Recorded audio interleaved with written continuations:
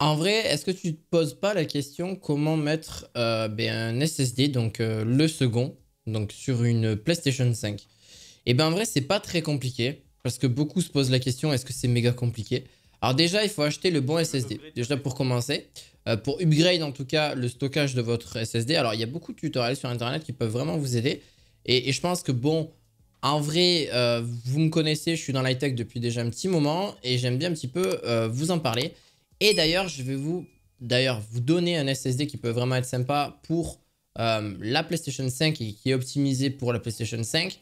Alors, vous en faites comme vous voulez. Je vous le mettrai en description. Et c'est un SSD donc de 1 Tera. Vous avez même celui de 2 Tera si vous souhaitez. Alors, forcément, c'est un certain prix parce que celui-ci, c'est du PCI. Donc, en gros, quand je dis des PCI, c'est du PCI 4 normalement, si je dis pas de conneries. Parce que le PCI 4 va bien plus loin en termes de rapidité. Alors, est-ce qu'il est plus puissant que le premier alors que celui qui est déjà dans la console? Ça, je ne saurais pas forcément vous y répondre. Par contre, c'est vraiment pas très compliqué. En gros, oui, il y a quelques vis à enlever, il y a quelques petits trucs à enlever. Alors oui, forcément, celui-ci est un peu plus épais.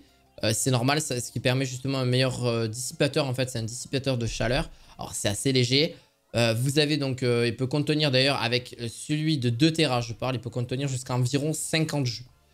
Environ, parce qu'il y a des gros jeux qui vont jusqu'à 100, 120 gigas. Donc, c'est logique. Voilà, c'est pas tous les jeux. Mais en moyenne, on pourrait aller, un grand maximum, on pourrait aller jusqu'à 50 jeux. Donc, en gros, d'une façon simple, vous avez votre PS5. Voilà, vous l'installez, mise à jour logiciel, vous l'éteignez sans problème. Directement, vous avez juste à la mettre à l'horizontale. Donc, dès que vous la mettez à l'horizontale, vous n'avez plus qu'à essayer d'enlever les loquets. Donc, ils s'enlèvent très, très facilement. Il n'y a même pas de vis, c'est un petit loquet à enlever. Et là, vous avez juste besoin d'un petit tournevis. Voilà, vous démontez votre petit tournevis tranquillement. Donc, vous prenez, voilà, vous enlevez la vis. Rien de très particulier, plusieurs ports. Donc, vous avez une petite vis. Vous avez différentes tailles par rapport à SSD parce qu'il prend plusieurs tailles de type de SSD, entre guillemets, pour pouvoir mettre la vis ailleurs. Moi, j'ai pris du 280, enfin du 2280. Donc, c'est un petit socle avec une petite vis, hein, donc rien de très foufou là-dessus. Et vous avez juste à installer votre SSD. Alors aujourd'hui, n'importe quel type de SSD peut fonctionner en soi. Vous avez du Be Quiet, Western Digital, etc. Vous avez aussi du Seagate, Barracuda, etc. Même du Crucial. Mais c'est vrai que si vous souhaitez avoir vraiment une très bonne rapidité, moi je trouve qu'il est important, en tout cas pour ma part, de vous préconiser celui qui sont vraiment sur PlayStation 5 parce qu'il a du 7000 MB. C'est sûr que ça fait un peu plus cher. Mais 7000 ms, ça vous permettra d'avoir des temps de chargement beaucoup plus réduits, etc. Bon, voilà. Et en plus de ça, d'avoir un plus gros stockage. Moi, déjà, je sais, j'ai 5 jeux PlayStation 5 et plus quelques jeux PS4 et ça consomme déjà pas mal sur le disque dur. Vous avez juste à la brancher à l'intérieur. Vous mettez votre votre petite vis et vous avez juste plus qu'à remettre le petit, le petit loquet. Enfin, voilà, vous m'avez compris. La protection, quoi. Vous revissez dessus la petite vis noire et vous remettez votre plaque et c'est terminé. Par contre, on a un petit... et le logiciel va le reconnaître directement. Il va vous proposer stockage sur SSD M2.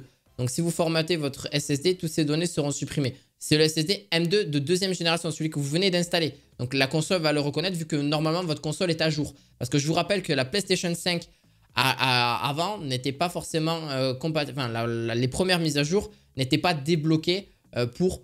justement avoir le SSD, accueillir le SSD deuxième slot quoi, que je t'invite à faire. N'hésite pas à mettre un pouce bleu et à t'abonner à cette chaîne et t'as plus qu'à formater le deuxième SSD. Ça va pas formater la console, ça va juste formater le deuxième SSD et ça va même calculer la vitesse de lecture.